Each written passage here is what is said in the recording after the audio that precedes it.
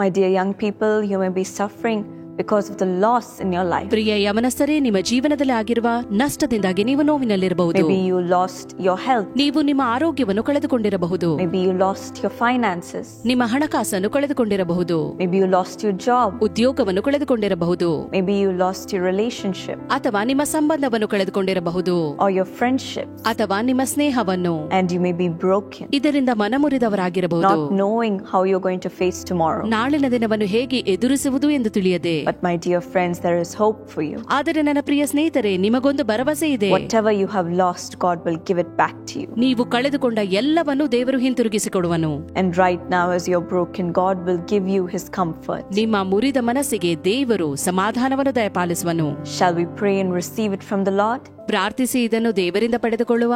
Lord, today you see how much your young people are suffering, Lord. ದೇವರೇ, ನಿನ್ನ ಯವನಸ್ಥ ಮಕ್ಕಳು ಎಷ್ಟು ನೋವಿನಲ್ಲಿದ್ದಾರೆ ಎಂದು ನೀನು ನೋಡಿದ್ದೀ. They may be broken. ಅವರು ಮುರಿದವರಾಗಿದ್ದಾರೆ. They may be hurt. ಅವರು ನೋವಿನಲ್ಲಿದ್ದಾರೆ. And they may not know what to do for their future. ತಮ್ಮ ಭವಿಷ್ಯತ್ತಿಗಾಗಿ ಏನು ಮಾಡಬೇಕೆಂದು ತಿಳಿದಿಲ್ಲ. How to handle life after this loss. ಇದರ ನಂತರದ ಜೀವಿತ ಹೇಗೆ ಎಂದು ಗೊತ್ತಿಲ್ಲ ದೇವರೇ. Maybe they have lost their parent. ಹೆತ್ತವರನ್ನು ಕಳೆದುಕೊಂಡಿರಬಹುದು. Or their loved ones, Lord. ಅಥವಾ ತಮ್ಮ ಪ್ರಿಯರನ್ನು.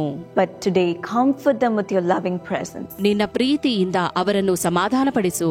And whatever they have lost, Lord, I pray that you will give it back to them. ದೇವರೇ, ನಿನ್ನಲ್ಲಿ ಬೇಡುತ್ತೇನೆ, ಅವರು ಕಳೆದುಕೊಂಡದ್ದೆಲ್ಲವನ್ನು ಅವರಿಗೆ ದಯಪಾಲಿಸು. By giving them your overwhelming peace.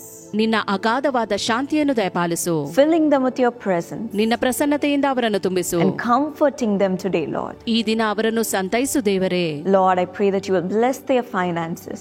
ಅವರ ಹಣಕಾಸನ್ನು ಆಶೀರ್ವದಿಸು ಎಂದು ಬೇಡುತ್ತೇನೆ. Give them good health in their body. ಅವರ ದೇಹಕ್ಕೆ ಆರೋಗ್ಯ ದಯಪಾಲಿಸು. Give them the right set of friends.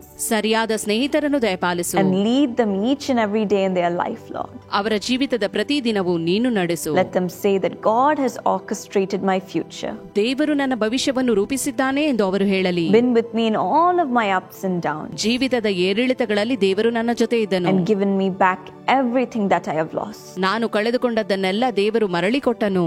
Today we receive this gift from you. ಈ ದಿನ ಈ ಉಡುಗೊರೆಯನ್ನು ನಿನ್ನಿಂದ ಸ್ವೀಕರಿಸುತ್ತೇವೆ. That you will give them back everything that they have lost. ಅವರು ಕಳೆದುಕೊಂಡದ್ದನ್ನೆಲ್ಲವನ್ನು ನೀನು ಮರಳಿ ಕೊಡುವಿ. And most importantly, giving them your presence which will go with them wherever they go.